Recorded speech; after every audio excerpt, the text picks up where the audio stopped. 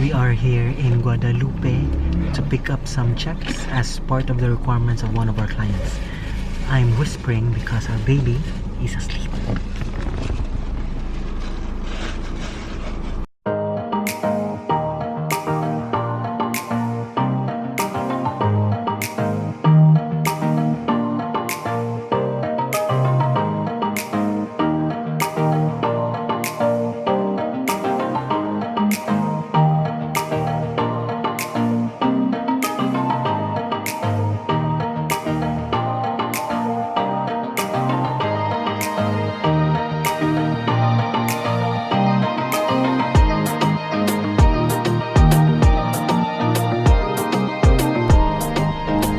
Waiting for our second client's requirements of post-dated checks.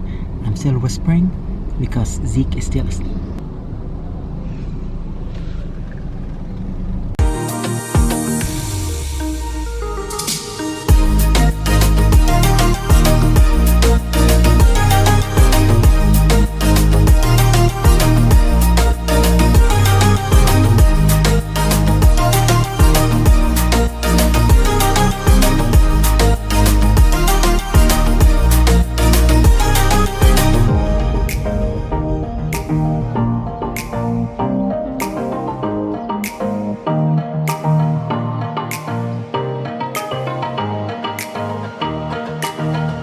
Since it is still lunch break, we've decided to come here at my childhood home.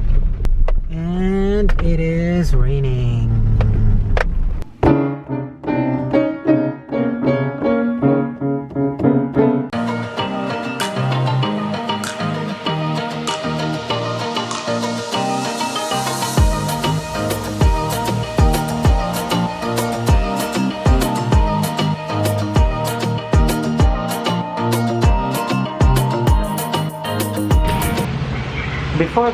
Before heading home, I am going to pass by our office here at Escario. So let's check it out.